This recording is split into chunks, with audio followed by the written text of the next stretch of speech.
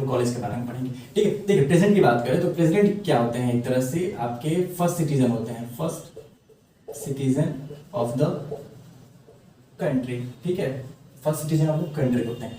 दूसरी आपकी क्या, ये हेड ऑफ स्टेट भी होते हैं, हेड ऑफ स्टेट। ठीक है, और आपके इनको सेरिमोनियल हेड कहा जाता है। ठीक है, देखिए अगर कॉन्सेप्ट की बात करें तो ये ब्रिटेन से आया है, ब्रिटेन। आप वहां से हमने लिया है आपके प्रेसिडेंट का, जो प्रेसिडेंट होता है सेरेमोनियल हेड। कहने का मतलब है ये किसके अकॉर्डिंग चलते हैं, तो कैबिनेट के हिसाब से। ठीक है, एक मंत्रिमंडल रखा जाता है आपके, उसके अकॉर्डिंग इनको काम करना रहता है, इनके पावर को बहुत लिमिटेड रहता है।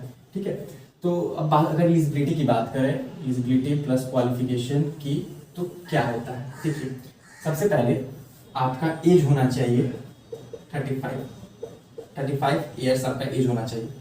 अगर प्रेसिडेंट का एज क्या है, 35 ईयर्स होना चाहिए मिनिमम। ठीक है, दूसरा सिटीजन ऑफ इंडिया होना चाहिए, सिटीजन ऑफ इंडिया होना चाहिए। अनसाउंड माइंड नहीं होना चाहिए, अनसाउंड माइंड मतलब पागल, मतलब अच्छा होना चाहिए, मेंटली फिट होना चाहिए, आप एक तरह से पागल बस नहीं होना चाहिए। ठीक है, तीसरा क्या है आपके, एक तरह से बैंकक्रप्ट नहीं होना चाहिए, बैंकक्रप्ट दिवालिया नहीं होना चाहिए, पूरी तरह से दिवालिया हो जाना मतलब अगर कुछ फाइनेंशियल इनकम कुछ नहीं है, एक तरह से कंगाल, तो बैंकक्रप्ट नहीं होना चाहिए।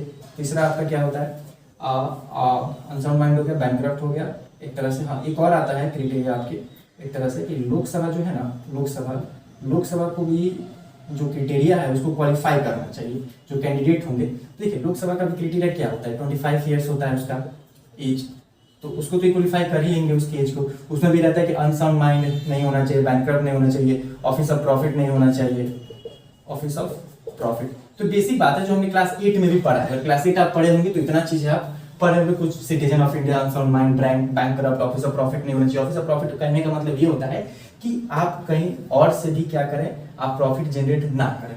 ठीक है, अगर आप ऑफिस ऑफ प्रॉफिट नहीं होना चाहिए मतलब एक अगर आपको प्रेसिडेंट बनाया जाता है 2 पद पे आप नहीं रह सकते। ठीक है, जो पहला पद होगा आपको छोड़ना होगा। ठीक है, वहां से आप इनकम जनरेट नहीं कर सकते, तो ऑफिस ऑफ प्रॉफिट नहीं होना चाहिए, आपको किसी ऑफिस से प्रॉफिट ना मिले।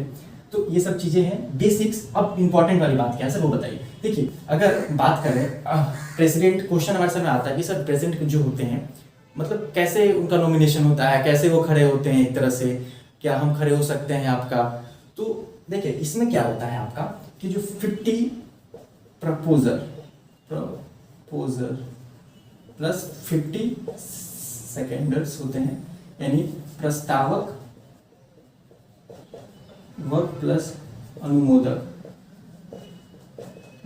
ठीक है, देखिए क्या होता है, अगर मान लीजिए किसी भी कोई कैंडिडेट ही है, एक कैंडिडेट है जिसको क्या करना है, हमारे यहाँ क्या चल रहा है बिहार में, हाँ बिहार में ही आपके अभी आ रहा था कि नीतीश कुमार को क्या है, हमारे जो माननीय मुख्यमंत्री जी हैं उनको एज अ प्रेसिडेंट का कैंडिडेट बोला जा रहा था।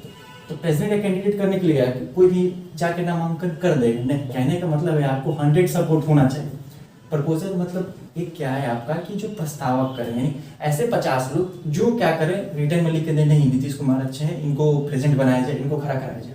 तो 50 क्या है, चाहे एमपी हो चाहे एमएलए हो, आपके एक तरह से क्या करें, आपको सपोर्ट कर दें 50। फिर दूसरा 50 इलेक्शन कमीशन कहेगा कि आप तो 50 रेडी हैं, जो दूसरे 50 और कोई भी लोग हैं 50 लोग कम से कम जो चाहते हैं कि ये हो, तो आपके वो 50 भी आ जाएंगे, नहीं टोटल 100 लोग आपके एक तरह से सपोर्ट में आ जाएं, तो क्या होगा, आप खड़े हो सकते हैं, आप नॉमिनेशन फाइल कर सकते हैं। ठीक है, तो यहाँ पे आपको क्या चाहिए, कम से कम 100 सपोर्ट चाहिए। पहले तो प्रस्तावक चाहिए, दूसरा अनुमोदक चाहिए, यानी कहने मतलब फर्स्ट तो आपको 50 लोग चाहिए। ठीक है, दूसरा क्या है कि 50 के अलावा भी आपको 50 चाहिए एक तरह सपोर्ट करने के लिए, बस हो गया। अब भले क्या होगा, वोटिंग में आपका हो जाए, वोटिंग में जो हो जाए, तो वोटिंग में आपके बैलेट पेपर पे होता है। ठीक है, सीक्रेट बैलेट पेपर एक तरह से कहा जाता है। तो ये हो गया आपकी क्या, हमारा क्वालिफिकेशन एलिजिबिलिटी। ठीक है, तो यहाँ आई होप वो क्लियर हो गया होगा। ये सब बेसिक्स बातें थी जो मैंने आपको बता दी है, जिससे कि आपका कॉन्सेप्ट क्लियर हो, या ये चीज आपका स्टार पकड़ने वाला है। ठीक है, इसको समझ जाइएगा, 50 प्रपोजल और 50 सेकेंडर्स आपके।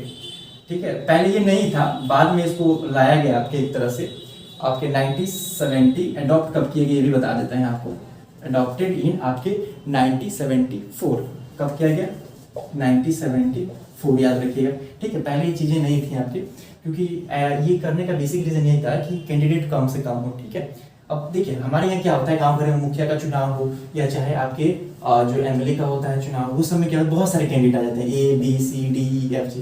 लेकिन यहाँ देखिएगा बस 2 ही कैंडिडेट होते हैं राष्ट्रपति में। तो कोशिश किया जाता है कि ज़्यादा कैंडिडेट ना हो, तो सिस्टम थोड़ा कॉम्प्लेक्स है, ऊपर से कैंडिडेट कोई भी आ जाए तो दिक्कत होगा। तो ये सब कंडीशन है आपका, ठीक है। और एक और इसमें चीज़ है मैं आपको बता देता हूँ आपके, देखिए एक तो आपका जमानत राशि भी होता है, सिक्योरिटी डिपॉजिट, इसी में बता देते हैं, सिक्योरिटी डिपॉजिट करना रहता है, ठीक है। देखिए वो कितना होता है, तो 15,000 किसको किया जाता है, तो आरबीआई को, ठीक है। आरबीआई को किया जाता है 15,000, 15,000 आपके पैसा होगा, वो आरबीआई को आपके एज अ सिक्योरिटी डिपॉजिट, जमानत राशि जिसको बोला जाता है, याद रखिएगा, जमानत राशि, ठीक है। इसको जमानत राशि जैसे बोलते हैं, जमानत जब्त हो गया।